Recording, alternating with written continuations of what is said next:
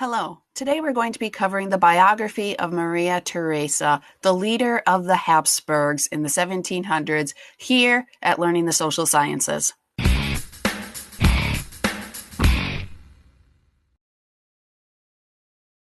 Maria Theresa was a first. She was the Archduchess of Austria, and she wore the crowns of Hungary and Bohemia.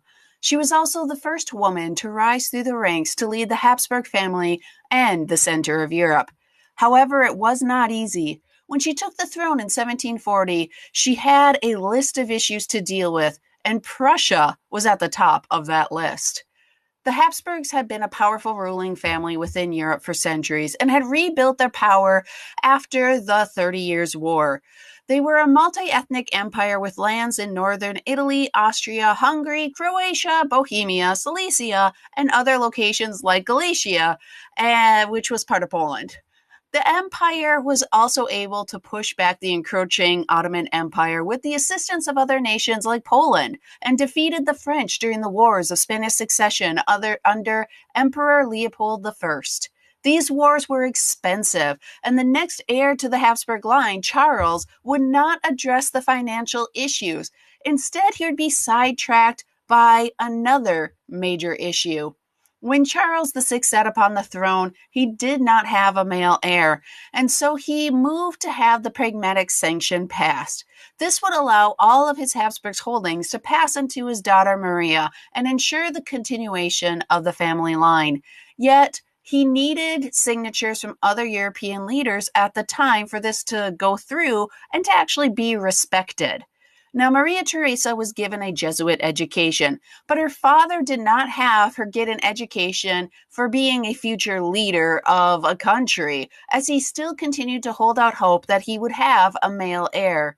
And so Maria was fluent in Latin, French, German, Czech, Italian, and Spanish, but she was noted for not being a great writer, nor did she get an in-depth education in politics and economics, as her father assumed that she would most likely become a queen consort to a ruler of another country, because he was probably eventually going to have a male heir. When Charles VI, though, passed away, he did not have that male heir, and Maria began to reign. The nation, though, was in a bad strait.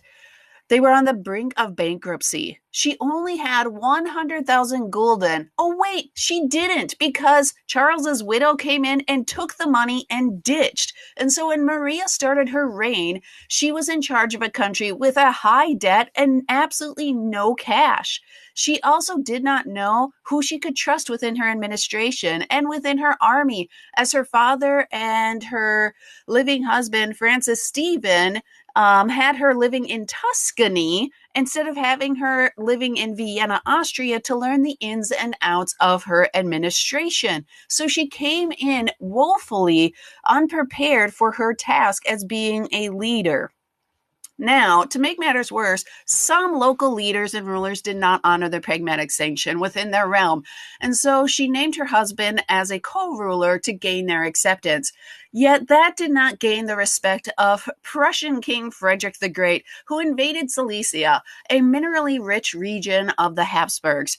Her military was weak and not large at the time of her invasion, and in fact, some of her generals were just sitting in prison, and she didn't know why. And so when she released one to go help with the war, she found out why. He was corrupt and a horrible general, and so she had to, throw him back in the slammer.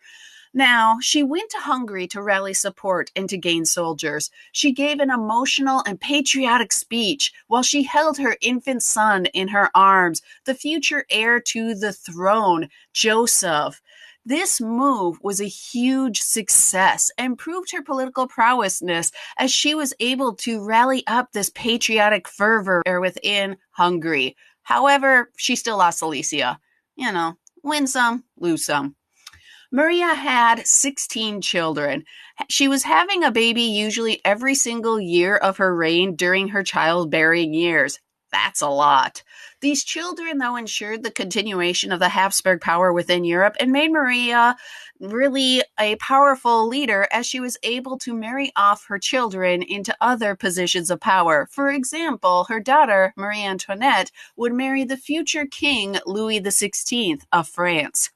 Maria continued to have males rise up within her empire to try to circumvent her power, but she was always able to be victorious, even taking Bavaria militarily when she had to.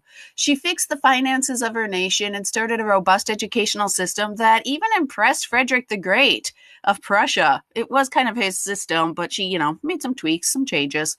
She also took part of the land of Poland when Russia and Prussia went and divided up that territory. And so she was expanding the empire.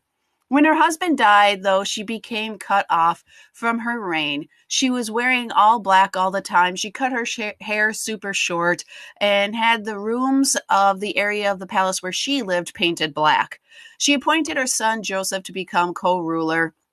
And her son would actually step in and stop his mother when she started to expel Protestants and Jews from Bohemia and Austria. He said he would actually step down from his position as co-ruler if she continued on this nonsense. She would then step back on that. And actually, she would reverse some of her pro-Catholic policies when she became acquaintance friends with an individual, a Jewish individual named Abraham Mendel Theben.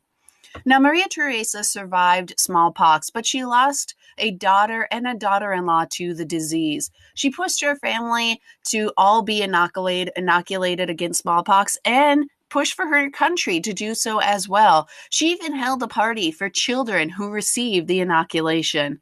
However, it is stated that she died years later after her bout with smallpox due to complications from the disease, which then allowed her son Joseph to take complete control of the throne and usher in various reforms within the Habsburgs' land. This has been the short biography on Maria Theresa. If you have any questions or comments, please leave them below. And always remember to like and subscribe.